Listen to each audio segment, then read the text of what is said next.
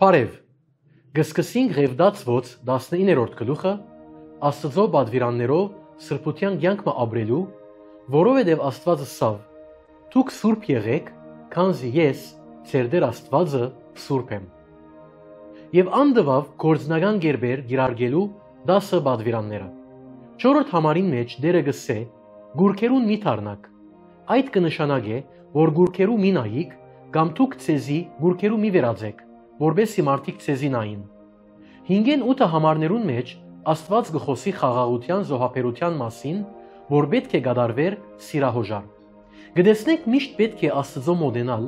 Աստծո պայմաններով եւ սահմանված օրենքեն որևէ շեղում բադիժը արժանի էր։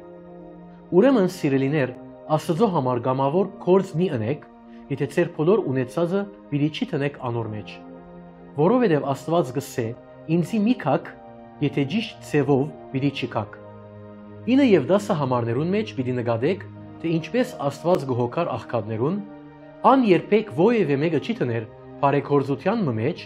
եւ թույլ չի դար, որ աղքատները խնամվին առանց իրենք ալ փոխարենը կորձ մչնեն։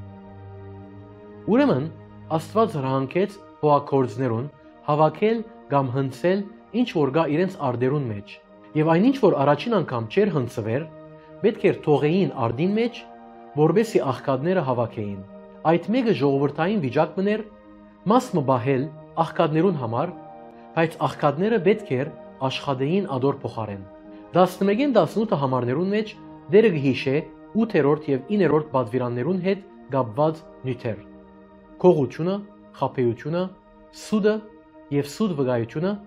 հիշված են այստեղ, քանի որ Աստծո համար գեղձ կորձը քողության դարբեր կերպ մնե։ Հիշված է նաեւ 3-րդ բադվիրանը, Աստծո անունը սուրբ բահել։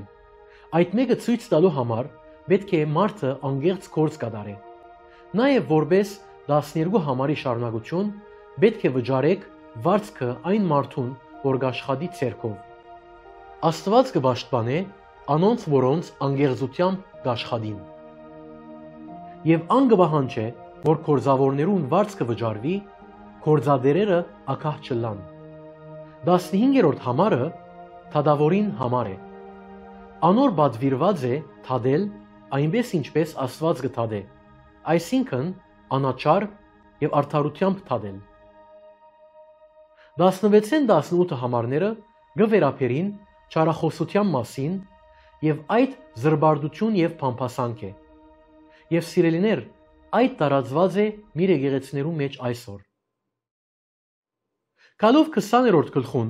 պիտի բացահայտեք այս բադվիրանները խախտելու բադիժը։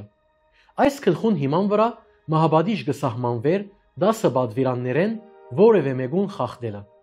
Գտեսնեք Աստված արդար է եւ ճշմարիտ։ 20-րդ գլխուն 1-5 համարներուն մեջ մահաբադիժ կսահմանվի անոնց, որոնք իրենց զավակները զոհ կբանդուցանեն մողոքին։ Այս աստծույն երկրբակելը վայրենի ու սատանայական էր։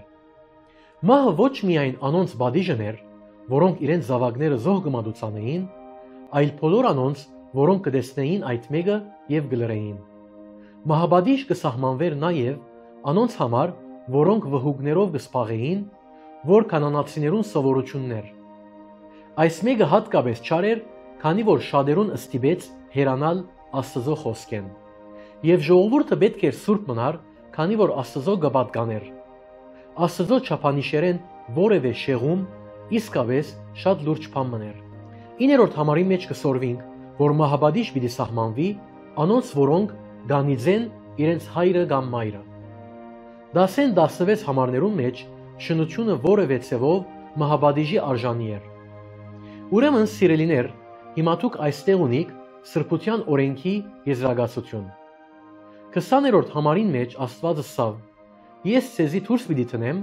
եթե չբահեք այս բադվիրանները եւ եթե երթակ ու այս բաները ընեք։ Եվ ինչպես որ գիտեք, անոնք այսօր այդ հողը չեն ունեցած։ Գիտես ինչու։ Որովհետեւ անոնք չհնազանդեցան Աստծո։ Անոնք դժվարություններ ունեցած են ամեն վարքյան, երբ վերադարձան այն երկիրը, քանի որ չվերադարձան Աստծո։ Բայց երբ անոնք օրը վերադառնան Աստծո, այն ժամանակ